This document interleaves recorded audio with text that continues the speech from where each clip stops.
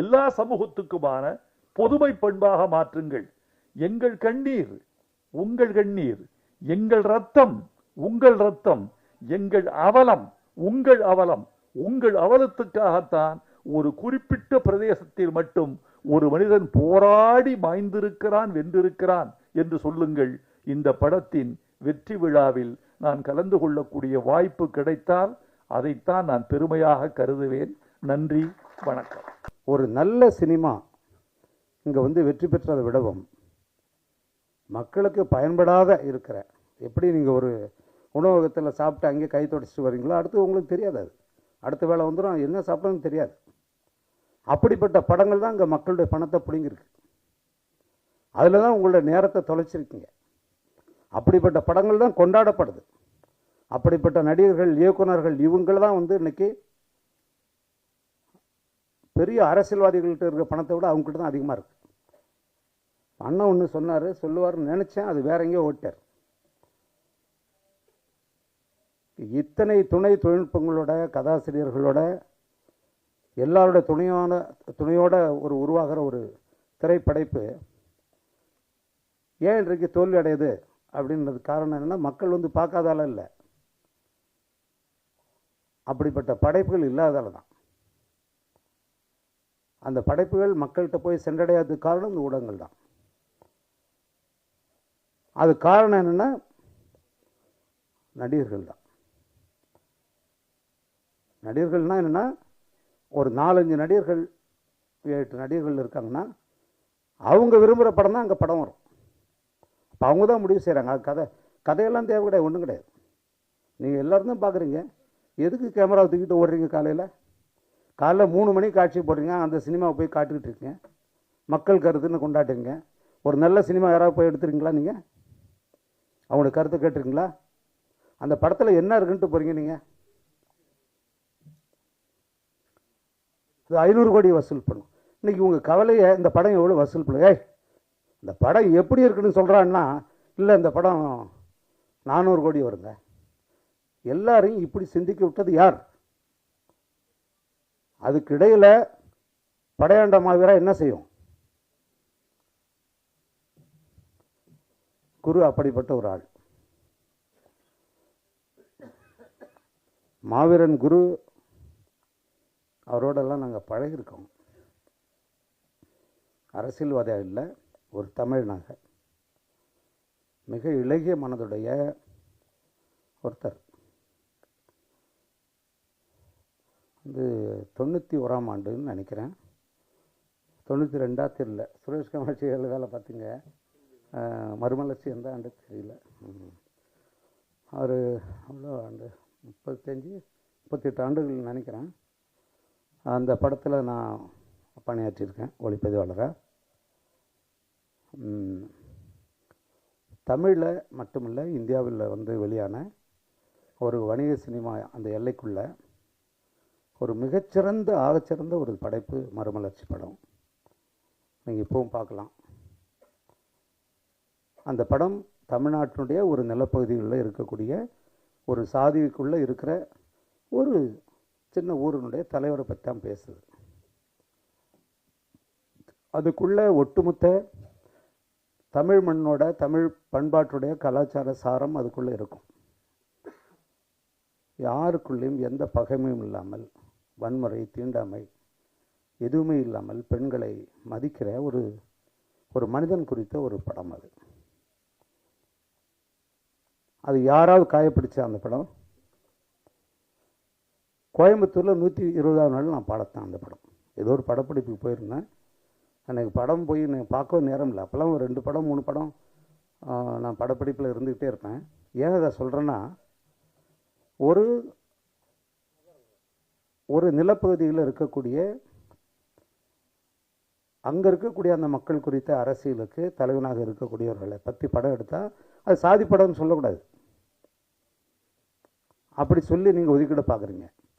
அதை செய்யறதெல்லாம் யாருன்னு தெரியும்.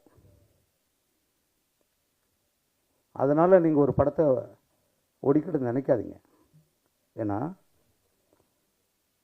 இந்த படம் அதுக்குள்ளே என்ன இருக்குன்னு எனக்கு தெரியாது. ஆனால் மாவீரன் குரு அவர்களுடைய வாழ்க்கை எனக்கு தெரியும். எனக்கு ரொம்ப வியப்பாக இருந்துச்சு. இந்த படத்தை வந்து கதையை எடுக்கிறாங்கன்னு ஒன்னே இப்படி நிறைய பேர் இருக்காங்க, நிறைய பேர் எடுக்க வேண்டியிருக்கு. தமிழ் மண்ணில் மறைக்கப்பட்ட ஒரு பெரிய மாமனிதர்களுடைய வரலாற்றை நிறைய நம்ம செய்ய வேண்டியிருக்கு. இந்த படத்தை சரியாக மக்கள்கிட்ட கொண்டு போகணும் கௌதமன். அதை கொண்டு போக நீங்கள் தவறுற மாதிரி எனக்கு தெரியுது. தவறுறதுன்னா வேண்டுமென்றே இல்லை, இது சரியாக போய் சேரணும். ஏன்னா காலம் மிக குறைவாக இருக்குது. இது வந்து ஒரு படம் முடிஞ்சு வரும்போது நிறைய செய்தி ஒரு படம் அதான் சொன்னேன்லங்க, ஒரு ஹோட்டலில் போய் தலைப்பகாட்டி பிரியாணியில் போய் சாப்பிட்டுட்டு வெளியில் வந்தோடனே தொடச்சிட்டு வர்ற மாதிரி இருக்கக்கூடாது. அடுத்த வேலை அது உங்களோட ஏதோ ஒரு செய்தியை கடத்தணும், அடுத்த தலைமுறைக்கு ஒன்று கடத்தணும், உங்களை எந்த வகையிலாவது சிந்திக்கணும், ஒரு மாற்றத்தை உருவாக்கணும். அதுதான் படைப்பு. அப்படி ஒரு படைப்பாக இது இருக்கணும்னு நான் நினைக்கிறேன். இந்த படம் வந்து காடுவெட்டி குருவோட வரலாறு அப்படின்னு நீங்கள் சொல்லிக்கிட்டு இருக்கீங்க. ஆனால் அதிகாரபூர்வமாக நீங்கள் எங்கேயுமே உங்கள் விளம்பரத்துலேயோ உங்கள் இதுலேயோ பதிவு பண்ணலையே. இது இவருடைய வரலாறு தான் பதிவு பண்ணல. ஒன்று. ரெண்டாவது, அவர் குடும்பத்தை சேர்ந்தவர்களை எங்கிட்ட கேட்காமலேயே வந்து ஒரு படம் எடுத்துகிட்டு இருக்காரு, நாங்களே அப்படி ஒரு படம் எடுக்கிற மாதிரி ஐடியாவில் இருக்கோம்னு சொல்லியிருக்காங்க. சரி, போன இசை வெளியீட்டு விழாவுக்கு வந்தீங்களா? வரலையா? நான் போன இசை வெளியீட்டு விழாவிலேயே பிரகடனப்படுத்திட்டோம். நீங்கள் கேட்ட முதல் கேள்வி. ரெண்டாவது கேள்விங்கிறது சொல்லலையே. இது வந்து இது பேஸ்ட் ஆஃப் ட்ரூ ஸ்டோரி இவரோட இது அப்படின்னு நீங்க அதிகாரபூர்வமா உங்க ப்ரோமோல நீங்க படம் பார்க்கும்போது இந்த படத்துல நான் வந்து 2 பேராவும் எடுத்தேன். காடுவெட்டி குருன்னு எடுத்தேன். அப்புறம் நாம எல்லா நேரத்திலையும் அதிகார வர்க்கத்தை எடுத்துக்கிட்டு தானே இருக்கோம். விடலைன்னா காடுவெட்டி குணான்னு எடுத்தேன். என்னுடைய பாடல் வெளியீடு முன்னாடி நடந்தது, கொடுக்க மாட்டேன்ட்டாங்க. சமூகத்தின் பெயரை சொல்லக்கூடாது, அவர் பேரை சொல்லக்கூடாது, எங்க குருசாமிலாம் அவர் அந்த புலிக்கொடி பாடல் இன்னும் எத்தனையோ அது உங்களுக்கு தரவே முடியாதுன்ட்டாங்க. எனக்கும் அந்த சென்சார் அதிகாரி உயர் அதிகாரிக்கும் இதுவரைக்கும் தமிழ் சினிமாவில் அப்படி ஒரு வாக்குவாதமும் ஒரு கசப்பும் நடந்திருக்குமா, தகிப்பும் நடந்திருக்குமான்னு எனக்கு தெரியாது. நீங்க எங்க வேணாலும் போங்க, தர முடியாதுங்க. நீங்க படம் எடுத்து முடிச்சதுக்கு அப்புறம் படத்துக்குள்ள இந்த சமூகத்துல பெரிய சிக்கலும் கலவரமும் வந்தா யாருங்க பொறுப்பு? அதுக்காக நான் வந்து ஐஏஎஸ் படிச்சுட்டு வந்திருக்கேன் அப்படின்னு அவரு சொன்ன. இதுக்கு முன்னாடி எதுவுமே அப்படி செய்யாதவன், நான் கொடுத்த பாட்டிலையுமே எந்த சிக்கலும் இல்லாதப்ப நீங்க கொடுக்க முடியாதுன்னு சொல்றதுக்கு உங்களுக்கு என்னங்க அதிகாரம் இருக்கு? இதுக்குதான் நீங்க அந்த படிப்பை படிச்சுட்டு வரீங்களா, வந்தீங்களா அப்படின்னு கேட்டேன். நீங்க என்ன சொன்னாலும் சரி, எனக்கு என்ன கொடுத்த வேலையை தான் நான் செய்ய முடியும். இல்லை யாருமே, நான் சொன்னேன் பாட்டுல கலவரத்தை ஏற்படுத்தினா நீங்க வெட்டுங்க, படத்துல வேணாலும் வெட்டுங்க. அப்படி இருக்கும்போது இல்லாத போது நீங்க எப்படி நீங்க வந்து பாடலே வெளியிட முடியாது? நீங்க படத்தை காட்டுங்க, படத்தை பார்த்துட்டு தான் நான் பாடல் வெளியிடு கொடுப்பேன்னு இது வரைக்கும் தமிழ் சினிமாவிலே இல்லாத, அல்லது எனக்கு தெரிஞ்ச இந்திய சினிமாவிலே இல்லாத நீங்க எப்படி செய்ய முடியும் அப்படின்னப்ப இது ரொம்ப சென்சிட்டிவானது, அதனால நாங்க செய்ய முடியாது அப்படின்ட்டு. நான் உண்மையிலே ஒரு பெரும் வார்த்தை, அது ஒரு படைப்பாளியினுடைய கோபமான தரம் தாழ்ந்த வார்த்தை இல்லை, ஒரு வார்த்தையை சொல்லி வயிற்றுல அடிச்சுட்டு படைப்பை இப்படியெல்லாம் சிதைக்க கூடாது அப்படின்னு சொல்லிட்டு வந்துட்டேன். படைப்பை பார்த்தாங்க, பார்த்துட்டு நீங்க கேட்ட கேள்விக்குள்ளேயே ஒரு பதில் இருக்கு. இந்த படைப்பு வழக்காடு மன்றத்துக்கு போயிருக்கு. வழக்காடு மன்றத்துக்கு போறதுக்கு அவங்களுக்கு 100% உரிமை இருக்கு. வழக்காடு மன்றத்தில் என்ன போயிருக்கு? என் தந்தை பெயருக்கு களங்கம் ஏற்படுத்துவது போல இந்த கதை அமைக்கப்பட்டிருப்பதாக நாங்கள் நம்புகிறோம், அதனால இந்த படத்துக்கு சென்சார் தரக்கூடாது. சென்சார் கோர்ட் டைரக்ஷன் எங்க சென்சார் கொடுத்துருச்சு. சென்சார் வந்து அதுக்கு தான் இது பதிலுக்கு நானும் வழக்குக்கு போனேன். நீங்க ரெண்டையும் பாருங்க, கொடுக்கறது கொடுக்காதுங்கிறது உங்களுடைய தீர்ப்புல உங்களுடைய முடிவுல இருக்குன்னு ஹைகோர்ட் சொல்லிடுச்சு. அதனாலதான் நான் தரமாட்டேன்னு இன்னும் ஸ்ட்ராங் ஆனாங்க. அப்ப படைப்பை பார்த்ததுக்கு அப்புறம் என் பாடல் வெளியீடு தள்ளி போச்சு. படத்தை பார்த்தாங்க, பார்த்துட்டு 2 மணி நேரம் என்னை கூப்பிடாமலே டிஸ்கஷன். அப்புறம் உள்ள கூப்பிட்டாங்க, காரணங்களா கேட்கிறாங்க. இந்த படைப்பை எதுக்காக எடுத்தீங்க, என்ன ஏது, என்ன இதுக்கு என்ன ஆவணம் இருக்கு? நான் ஆவணங்களை எல்லாத்தையும் எடுத்துட்டு போயிருந்தேன். ஜூனியர் விகடன்லேயே இவர் வரலாறு தொடங்கி ஒரு கட்டம் போய் நின்று இருக்கு. ஆனந்த விகடனில் கேட்டேன், அவங்க தேடி எடுத்து கொடுத்தாங்க. ஏன்னா என்னுடைய நோக்கம் என்னங்கிறது அவங்களுக்கு தெரிஞ்சதுனால எல்லா ஆவணத்தோடையும் நான் எடுத்துகிட்டு போய் கொடுத்தேன். இவங்க கொடுக்க மாட்டாங்க, இது நடக்கவே நடக்காது, பெரும் சிக்கலாக போகுதுன்னு நான் நினச்சிட்டு இருந்தேன். அவங்க அவங்களுடைய இடத்துல நின்று அவங்க ஒரே ஒரு விஷயம் சொன்னாங்க, இந்த படைப்பு ஒரு நேர்மையை சொல்லுது, ஒரு அறத்தோட படைக்கப்பட்டிருக்கு, ஏன் நீங்கள் இதில் அவருடைய படத்தையே போட்டு நீங்கள் சமர்ப்பணம்னு சொல்லக்கூடாது அப்படின்னாங்க. அதை நான் செஞ்சுருக்கேன். நீங்கள் கேட்ட கேள்வி அதுதான். ரெண்டாவது, இந்த அவங்க வழக்கு போட்டதுங்கிறது எங்கள் அப்பா பேருக்கு களங்கம் வைக்கிறது. நான் தம்பி கனலுக்கு இந்த படத்தை பாரு அப்படின்னு நான் கூப்பிட்டேன். இன்னொரு விடயம், எனக்கு நேரடி உறவினர் அண்ணன் குரு அவர்கள், அவன் என்னுடைய தம்பி. நான் அது சம்பந்தமான கேள்விக்கு வேற எந்த பதிலையும் சொல்லி அவர்கள் மீது எந்த களங்கமும் வந்துடக்கூடாது, அது என் மேலேயே சுமத்தப்பட்டுகிற களங்கம் அது. அதனால் சொல்லப்பட்ட குற்றச்சாட்டு எங்கள் அப்பாவுக்கு களங்கம் ஏற்படுகிறது. நீங்கள் படைப்ப பாடல் முன்னோட்டம் மட்டும் பார்த்துருப்பீங்க, அது களங்கம் வந்திருக்கா இல்லையான்னு உங்களுக்கும் தெரியும். படம் பார்த்ததுக்கப்புறம் எல்லாருடைய கண்ணீரும் அதுக்கு பதிலாக இருக்கும். தம்பி இருங்க, நான் முடிச்சார் ஒரே நிமிஷம். சரி, ஒரே நிமிஷம். அதாவது ஒன்று சார், அவர் காடுவெட்டி குரு ஒரு எளிய தலைவர், எளிய மக்களுக்காக உழைத்த தலைவர். அவருடைய வரலாற்றை இவ்வளோ கலர்ஃபுல்லா சினிமா சமரசங்கள் அதிகமாக வைத்து எடுக்கணுமா, யதார்த்தமாக எடுத்துருக்கலாமே? ஆர்ட் ஃபில்ம் எடுத்தால் நீங்கள் பார்த்துருவீங்களா? ஆர்ட் ஃபில்மை எடுத்து எவங்காசியாவது பிடுங்கி அவங்களை கோமணத்தோட சென்னையிலேருந்து அனுப்பணும், அதானே? படைப்புங்கிறது கலை சார்ந்தது, அலங்காரம் சார்ந்தது.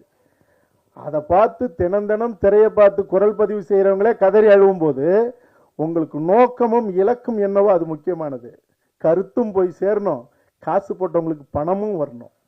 யார் காசுலேயே நான் குளிக்கக்கூடாது, அதுதான் இது. இப்போ படைப்பை பார்க்கும்போது நான் ஒன்றே ஒன்று உரிமையோடு கேட்டுக்கிறேன் என் ஊடக தோழமைகள்கிட்ட, உங்களுக்கு பாடல் பார்த்தீங்க, முன்னோட்டம் பார்த்தீங்க, உங்களுக்கு சிலிர்ப்பு ஏற்பட்டுதா? இருந்தது இல்லை? அப்போ அது முக்கியம் தானே. நான் அழுக்கு வேட்டியும் அழுக்கு சட்டையும் போட்டு ஒரு சாதாரண ஒரு ஒளிப்பதிவாளரை வச்சு இல்லை ரொம்ப சாதாரணமாக ஒரு படைப்பை செஞ்சு நான் எடுத்துகிட்டு வந்தா இந்த வார்த்தையை நீங்கள் சொல்லுவீங்களா?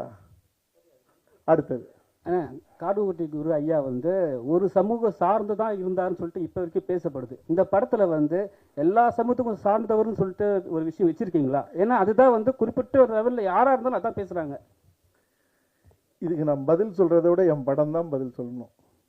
இதே கேள்வியை ப்ரெஸ்ஸை போடுவோமா, அங்கே வச்சு பேசுவீங்களா, கேள்வி கேட்பீங்களா? கண்டிப்பாங்க. தேவையானவங்க ரெண்டாக கிழிக்கிறதுக்கான உரிமை உங்களுக்கு இருக்குது, அதுக்கான பதில் அப்போ நான் சொல்கிறதுக்கு எனக்கு உரிமை இல்லை, அது படம் தான். ஏன்னா அப்புறம் இன்னொரு கொஸ்டின், காடுவெட்டி குரு அந்த டைட்டில் வைக்கிறதே உங்களுக்கு பிரச்சனைன்னு சொன்னீங்க. இதே ஒரு 2 வருஷத்துக்கு முன்னாடி ஆர்கே சுரேஷ் காடுவெட்டி படம்னு சொல்லிட்டு பிரச்சனைன்னு சொல்லல. பிரச்சனை உங்களுக்கு நிறைய ப்ராப்ளம் எல்லாம் பின்னாடி பேசினாங்க, ட்விட்டர்ல இருக்கலாம். அந்த டைட்டில் வைக்கிற என்ன பிரச்சனை வருது உங்களுக்கு? எந்த டைட்டில்? காடுவெட்டி. அது ஒன்றும் பிரச்சனை இல்லைன்னு தானே சொல்றேன். வைக்க முடியுமா? இப்போ யாரு திருப்பி பண்ண முடியுமா? அவரோட படம் தானே அது. இல்ல, நீங்க படம் பாருங்க, எல்லாத்தையும் சொல்லியிருக்கேன். சார் வணக்கம் சார். சார் இப்போ நீங்கள் இதில் நீங்களே நாயகனாக நடிச்சிருக்கீங்க. இப்போ அடுத்து தமிழரசனும் அதுக்கப்புறம் பிரபாகரனை பற்றியும் எடுக்கிறது உறுதின்னு சொல்லியிருக்கீங்க.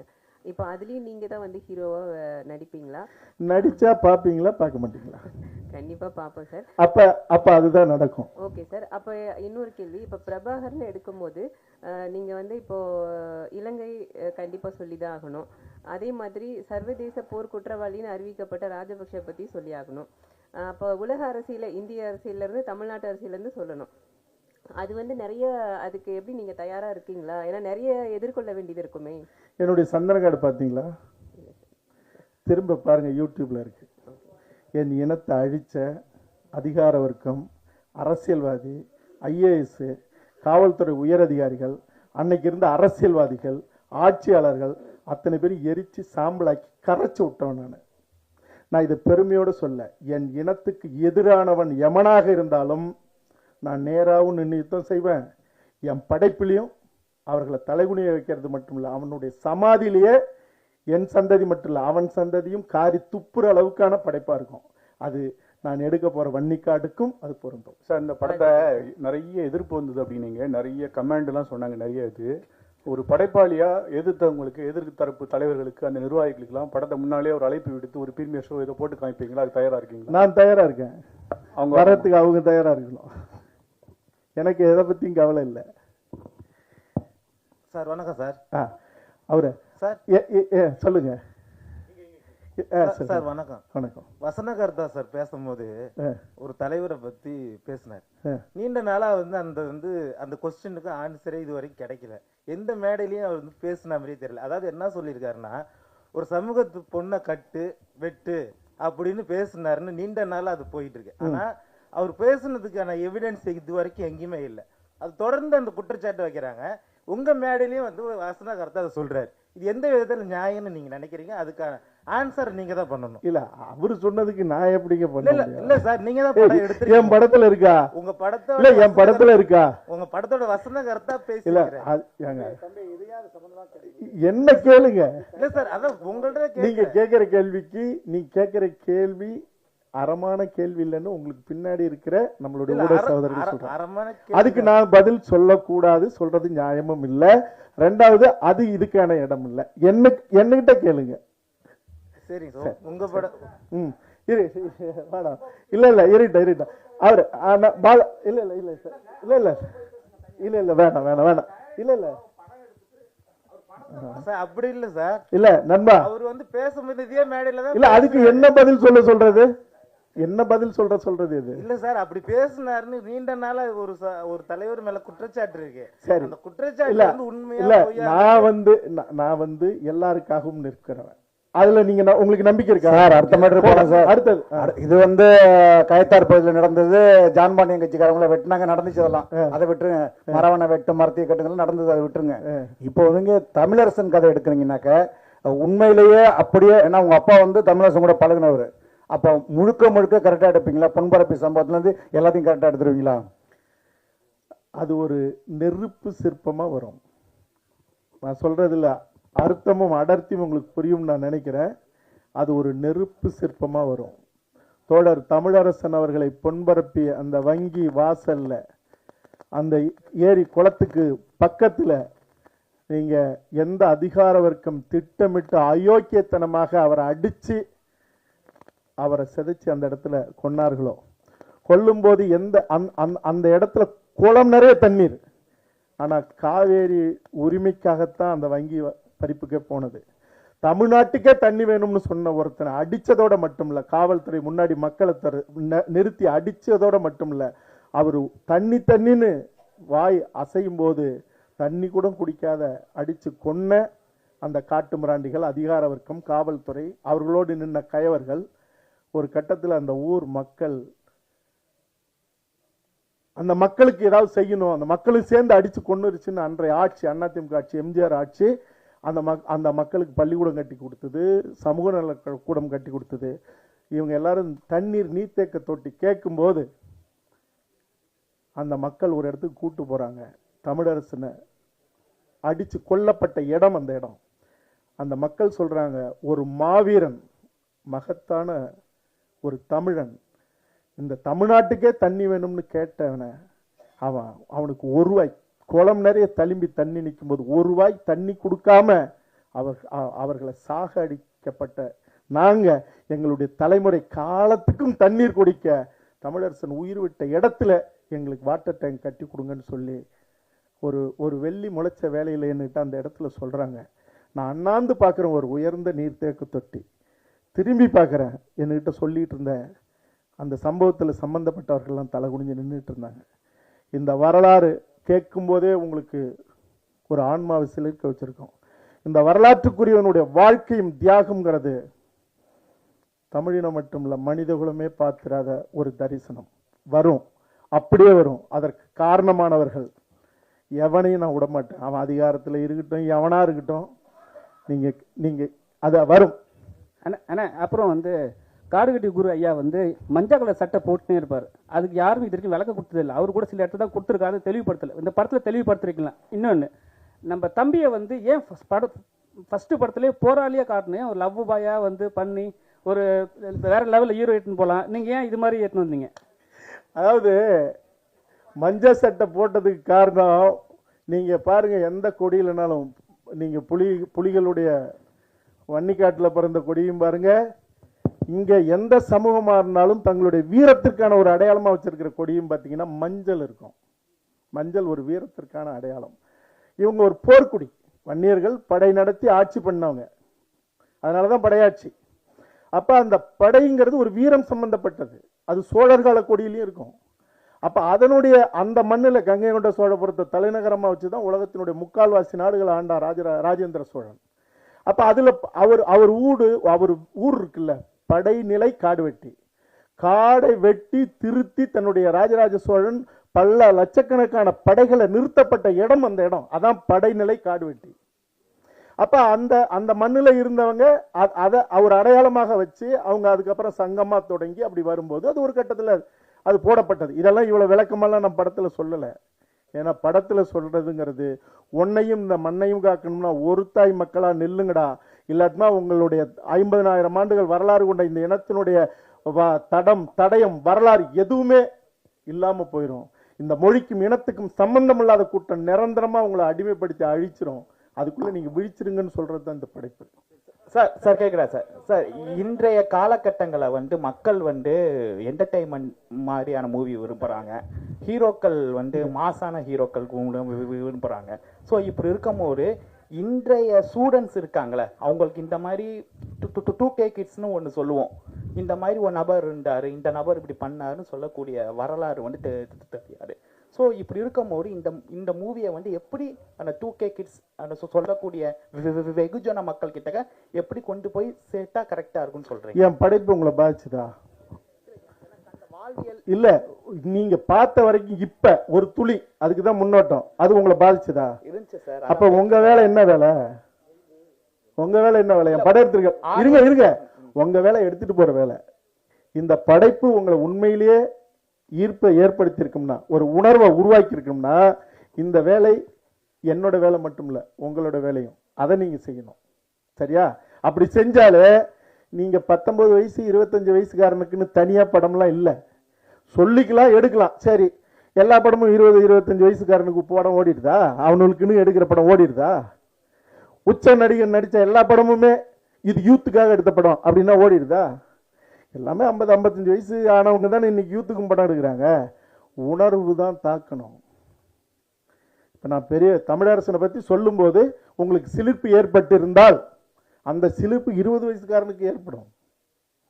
அதுக்கு உச்ச நடிகன் தான் நடிக்கணும், அல்லது இது எடுத்துட்டு போய் சேர்க்க முடியுமா? இந்த புள்ள பிறக்குமா, பிறந்தா இது ஆனா பொண்ணா இருக்குமா, அது கல்யாணம் ஆகுமா, கல்யாணம் ஆனா புள்ள பெக்குமான்னா புள்ளையே பெற்றுக்க முடியாது. நல்ல படைப்பை நாங்க படைப்பாளிகள் எடுக்க முடியும், கொண்டுட்டு போய் சேர்க்கறது அதே தாய்மை மனதோட நீங்களும் அதை செய்யணும். உங்களுக்கும் அந்த பங்கு இருக்கு. நீண்ட நாட்களுக்கு பிறகு நீங்கள் நடிக்கிறீங்க, டைரக்ட் பண்ணுறீங்க. இதில் பார்த்தீங்கன்னா பிஸியான நடிகர்கள் நிறைய பேர் இருக்காங்க, படம் பிரம்மாண்டமாக இருக்குது. எப்படி இவ்வளோ பெரிய பொருட்செலவில் நம்பி எடுத்தீங்க? அதாவது நான் ஒன்று சொல்லிவிடுறேன். நான் அவர் ஐயா பாலன் ஐயா பேர் எனக்கு அந்த நேரத்தில் வரல. என்னை இந்த ராஜ் டிவி லிஃப்டில் ஜல்லிக்கட்டு போராட்டத்தில் என்னை கட்டி பிடிச்சி முத்தம் கொடுத்தது அவர் தான். சரி, இப்போ கேள்வி என்ன கேள்வி? எந்த நம்பிக்கையில் எடுத்தீங்க? நம்பிக்கையே ஒரு நல்ல ஒரு பொருளை, கருப்பொருளை கையில் எடுத்துக்கிட்டு இதை நம்பும்படியாக செய்யணும், கொண்டாடும்படியாக செய்யணும். நீங்கள் ராஜேந்திர சோழனும் ராஜராஜ சோழனும் நாடு முழுக்க கம்போடியா வரைக்கும் பல்லாயிரக்கணக்கான கோயில் கட்டியிருக்கான். ஏன் தஞ்சை பெரிய கோயிலையும் கங்கை கொண்ட சோழபுரம் கோயிலும் மட்டுமே நம்ம போய் பார்க்குறோம் நூற்றுக்கணக்கான தடவை? நீங்கள் அந்த அலங்காரமும் அழகுங்கிறது மிக முக்கியமானது. நீங்கள் காலம் சுமந்தும் ஒரு கருப்பொருள் பேசப்படணும்னா, திருக்குறளை எவன் சுமந்துக்கிட்டே இருந்தான்? இத்தனை நூற்றாண்டா, 200 நூற்றாண்டு, 2000 வருஷமா எவன் சுமந்துக்கிட்டு இருந்தான்? நீங்கள் சரியாக செய்தால் அது ஆள் இல்லாமல் இழுக்கப்படுகிற தேர் போல் அது போயிட்டே இருக்கும். அந்த நம்பிக்கையில தான் செஞ்சிருக்கோம். அப்புறம் தவிரவும் இந்த கேள்வியெல்லாம் கேட்குறவும் நீங்களும் எனக்கு தெரியாமலே அந்த தேரை இழுத்துட்டு போவீங்கிற நம்பிக்கையிலையும் தான். நன்றி சார். உங்களுக்கு தான் ஒரு கேள்வி. இங்க சார், லாஸ்ட்ல இங்க இருக்கேன் ஆ. சார். காடுவெட்டி குரு இருக்காருல்ல, அவங்க ஃபேமிலி வந்து அவருடைய மறைவுக்கு அப்புறமா என்ன அவர் கம்ப்ளைண்ட் பண்ணாங்கன்னா, அவங்களுடைய இனத்தாரே அவருக்கு வந்து துரோகம் இழுத்ததா வந்து பிரஸ் மீட்லாம் வச்சு சொன்னாங்க. அதை பற்றி இதுல காமிச்சிருக்கீங்களா? அவரை பத்தி தான் எழுதியிருக்கிறதா சொல்லுறீங்க, இதுல காமிச்சிருக்கீங்களா? ஏன்னா அவரே வந்து அதிருப்தியா இருந்தாங்க, அவங்க ஃபேமிலி இனி வரைக்கும் வந்து துரோகம் இழக்கப்பட்டதா வந்து அதிருப்தியாவே இருக்காங்க. அதை இதுல காமிச்சிருக்கீங்களா? ஒரு விடயம் என்னன்னா, நான் துளசி செடியை தேடி போகிற ஒரு வேட்டைக்காரன், கஞ்சா செடியை தேடி போகிறவன் இல்லை. இந்த மண்ணில் சமத்துவமும் சமாதானமும் இந்த மண்ணுக்குரியவர்களுடைய தலை நிமிர்வையும் உறுதிப்படுத்துகிற படைப்பா மட்டுமே கருப்பொருள் எடுத்துக்கிட்டு செஞ்சிருக்கேன். அதனால கலவரம் ஏற்படுத்துவது என்னுடைய நோக்கம் இல்லை, அது அவரவர்களுடைய உரிமை. என்னை பொறுத்த வரைக்கும் தம் புள்ள நல்லா இருக்கணுங்கிறதுக்காக மருந்தை சாப்பிட்டு பத்தியம் இருந்து தன் பிள்ளைக்கு தாய்ப்பாலை கொடுத்து குணப்படுத்துகிற ஒரு தாயை போல இருக்கணும்னு நான் முயற்சி செய்கிறவன். அதனால என்னுடைய பணி, என்னுடைய நோக்கம் என்னவோ அந்த நோக்கத்துக்கு இந்த படைப்பு எடுத்திருக்கேன். சார், தமிழ் சினிமாவில் ஜாதி இல்லாமல் இல்லை. 100 வருஷ சினிமாவில் எவ்வளவோ ஜாதி இருக்கு. சமீப காலமாக கர்ணன் வருது, அசுரன் வருது, திரௌபதினு வருது, படையாண்ட மாவீரன் வருது. இன்னைக்கு உள்ள அந்த ஒரு ஆரோக்கியமான அந்த யங்ஸ்டர்ஸ்குள்ள இது வந்து மோதலை ஏற்படுத்துவதா? மாறி மாறி நீங்கள் வந்து இப்படி உங்கள் படைப்பு அவங்க சொல்லுதோ, அவங்க படைப்பு சொல்லுதும், ஒரு வன்முறையோ ஒரு மோதலையோ ஒரு ஜாதி பாசத்தையோ இல்லை ஜாதி வரியை ஏற்படுத்தாதான்? இவ்வளோ நேரம் உட்கார்ந்துருந்தீங்க, என்னுடைய முன்னேற்றத்தை பார்த்தீங்க, பாடலை பார்த்தீங்க. உங்களுக்கு எங்கேயாவது ஒரு சின்ன ஒரு அதிர்வு, எதிரான ஒரு மனநிலை என் படைப்பிலிருந்து உங்களுக்கு ஏதாவது வந்து சேர்ந்துருக்கா?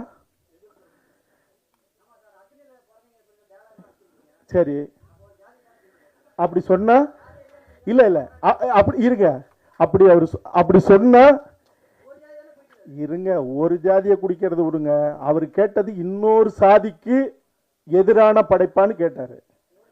ஏங்க ஏங்க உங்க அப்பா, நான் சொல்றேன், எங்க அப்பாவோ உங்க அப்பாவோ தப்பு செஞ்சிருப்பாரு, நீங்க அதை வச்சு பேசிட்டு இருப்பீங்களா? ஒரு சமூகத்தை பத்தி எடுக்கும்போது அவன் பெருமை பேசுறது அவனுடைய உரிமை.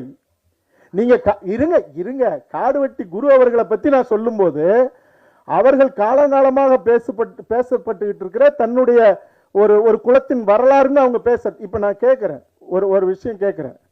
நான் இது ஒரு கான்ட்ரவர்சியல் ஆயிடக்கூடாதுன்னு நான் நினைக்கிறேன். இயேசு எப்படி பிறந்தாருன்னு சொல்லப்படுது, அல்லாஹ் எப்படி பிறந்தாருன்னு சொல்லப்படுது. எல்லாரும் இன்னைக்கு தேர் இழுத்து கூட்டிட்டு போறோம்ல, பிள்ளையார் எப்படி பிறந்தாருன்னு சொல்லப்படுது. அதுக்கெல்லாம் போய் இந்த கேள்வி கேட்பீங்களா? இந்த கேள்வி நேர்மையற்ற கேள்வி. அவர்கள் கொண்டாட யாவருக்கும் பாதகம் இல்லாத ஒரு நம்பிக்கைங்கிறது, இது ஆன்மீக நம்பிக்கையா இருந்தாலும் கடவுள் நம்பிக்கையாக இருந்தாலும் அத்தனையும் முட்டாள்தனமானதாக கூட இருக்கலாம். ஆனா இன்னொரு சமூகத்தை அல்லது ஒரு குழுவினுடைய அடையாளத்தை அல்லது அவர்களுடைய நம்பிக்கையை சிதைக்கிற வேலையை செய்யக்கூடாது. நான் இன்னொரு சமூகத்தை தப்பா சொன்னா, ஒரு சமூகத்தினுடைய பேரடையாளமாக இருந்த ஒருத்தர் சொல்லும் போது அவர்கள் நம்பப்பட்ட அவர்களுடைய அந்த வழி பெருமையை அவர்கள் பேசுறதுங்கிறது, அதை சொல்லக்கூடாதுன்னு சொல்றதே வன்முறை. இதை சொல்வதனால் இன்னொரு சமூகத்தை தாழ்த்தியோ இன்னொரு சமூகத்தை வன்மப்படுத்துறதோ இருந்தால் அது தவறு. அந்த படைப்பாளி தடை செய்யப்பட வேண்டியவன். அதனால இந்த கேள்வி நேர்மையற்ற கேள்வி. எல்லாருக்கும் வணக்கம். என் பேர் கிருஷ்ணமூர்த்தி. முதல் முறையா இந்த 19ஆம் தேதி என்ன மாசம், செப்டம்பர் 19ஆம் தேதி நம்ம காடுவெட்டியோட வரலாறு படமாக எடுத்து ரிலீஸ் பண்ண போகிறோம். இதில் ஒரு மன வருத்தம் என்னன்னா, இந்த இன்ஸ்டாகிராம்லாம் என்னன்னு தெரியாது எனக்கு. இதான் முதல் முறை ஒரு 8-10 நாளாக அந்த இன்ஸ்டாகிராம் போட்டுட்ருக்கேன். அதில் என்ன வருதுன்னா, அந்த கமெண்ட்ஸ் வருது, அதை கேட்க முடியல. அது ஏன் அந்த மாதிரி அந்த கமெண்ட்ஸ் வருதுன்னே தெரியல. அது ஒரு 50,000 பேர், ஒரு 2 லட்சம் பேர், 3 லட்சம் பேர் பார்க்குறாங்க. அந்த கமெண்ட்ஸில் வந்து கேவலமான எவ்வளவு இந்த இனத்தை ஏன் இந்த மாதிரி ஒரு திணிச்சு வச்சிருக்காங்க தெரியல. ஏன்னா நம்ம அந்த காடுவெட்டியாரோட ஹிஸ்டரியை நான் பார்த்து ஏன் இதுக்கு ஒத்துக்கணும்னா, அது எல்லா சமூகத்தோட மக்களும் ஒன்றா இருந்ததுனால இதை நான் ஒத்துக்கணும் இதை எடுக்கிறதுக்கு. பட் இந்த சமூகத்தை ஏன் இவ்வளோ ஒரு திணிக்கிறாங்கன்னு தெரியல.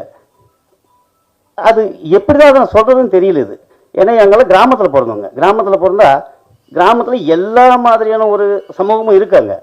சமூகனாக்க நாங்கள் அந்த மாதிரி ஜாதி வரியை யாரையும் பார்த்தது கிடையாது.